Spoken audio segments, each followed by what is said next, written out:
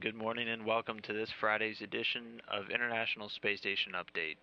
Bringing a close to the first week of Expedition 30's 2012, and they had quite a busy week doing a number of computer hardware upgrades and biomedical experiments and maintenance work. Starting off on Monday, the crew had an off-duty day, but Commander Burbank and Andre Kuipers did do some food container location work in preparation for the SOLO experiment, SOLO standing for sodium loading, which helps to study the mechanisms of fluid and salt retention in the body during spaceflight.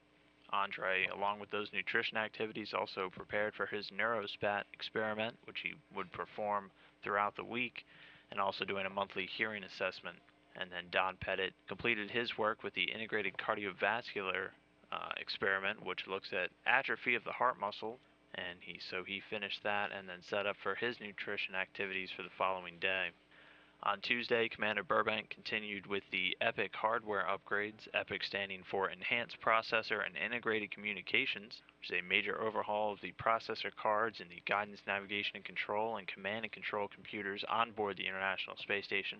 He spent about 4 hours on Tuesday installing one of those cards.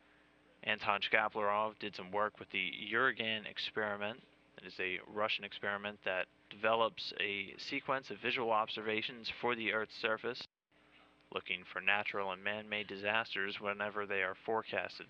Anatoly Ivanishin, meanwhile, on Tuesday, did some photo and video work of the Russian-German Plasma Crystal 3 experiment, which was being worked on and executed by fellow Russian cosmonaut Oleg Kononenko. That Plasma Crystal 3 is a very complex experiment looking at wave propagation in dust plasmas.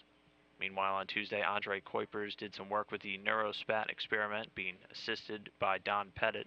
That experiment, he affixed a number of sensors to his brain, and then using a few other mechanisms was testing his prefrontal brain functions and spatial cognition, helping to determine the effects of that microgravity environment on decision making. And then along with that, he began his own integrated cardiovascular setup, again looking at the heart muscles atrophy. Also assisting with that neurospat experiment, Don Pettit did some human research facility sample collection. Then moving on to Wednesday, Dan Burbank continued working with the Cuckoo, which stands for COTS UHF Communication Unit, which will be the main source of communication between the International Space Station and visiting vehicles from commercial resuppliers, scheduled to launch later this year. He also participated in a public affairs event alongside with Don Pettit and Andre Kuipers, talking to some reporters here on the ground. Anton Shkaplerov did some house cleaning work over in the Russian Zarya module, cleaning some filters and changing out some ventilation screens, as well as beginning his work on the bar experiment, which took up much of his time this week. The bar experiment is a Russian look at selection and testing of different detection methods for detecting any potential depressurization on board the International Space Station modules. Meanwhile, on Wednesday, Anatoly Ivanishin did some work on the Electron, or the oxygen generation system on the Russian segment, and also participated in that bar experiment. Oleg Kononenko continued his work with Plasma Crystal 3 on Wednesday, and Andre Kuipers continued his work with the integrated cardiovascular, donning a number of sensors and cardiopressed gear, again taking his heart readings. And along with that, Kuipers also did some trash gathering for disposal on the ISS Progress 45 cargo craft, which is scheduled to undock in about 3 weeks. Don Pettit assisted with that trash gathering and then familiarized himself with the vessel imaging, which he worked on today. Moving on to Thursday, Commander Burbank continued with his EPIC card upgrades, spending the entire day in order to replace the cards in one of the guidance, navigation, and control computers and command and control computers. And he was assisted by Don Pettit, who did a number of cable routings, installing Ethernet cords for the systems.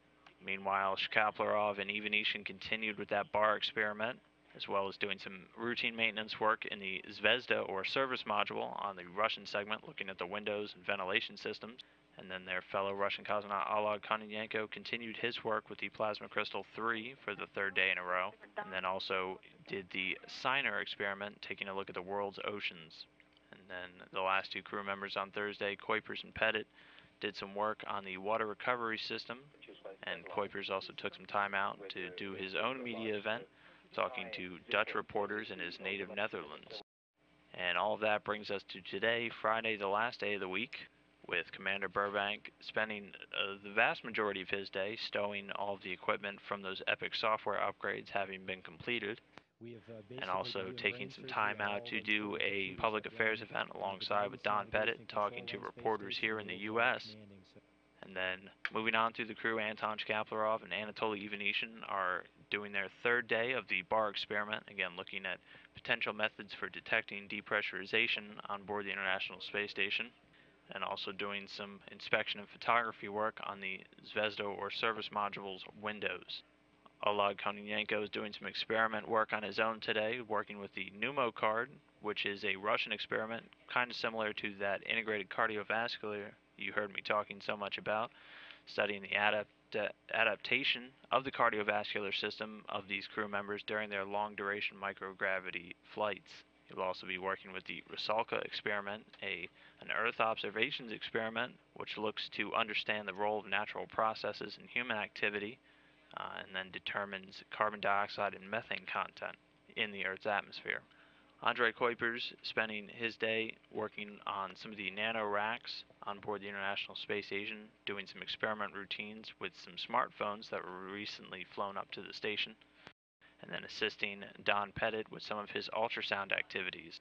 And then those ultrasound activities will take up a majority of Pettit's days today. He will be doing 3 separate scans, one for the integrated cardiovascular, taking an ultrasound of his heart, as well as doing something called the sprint ultrasound, taking a look at the thigh and calf muscles on his leg, and again studying how the muscles have changed during spaceflight. His last ultrasound of the day will be the vessel imaging, taking a look at the vessel wall properties within his own body, and one of those ongoing looks at the cardiovascular functions inside astronauts during these long-duration space flights. Crew is scheduled to go to sleep at about 3:30 p.m. Central Time today, and that will bring a wrap to their first week of 2012 on board the International Space Station.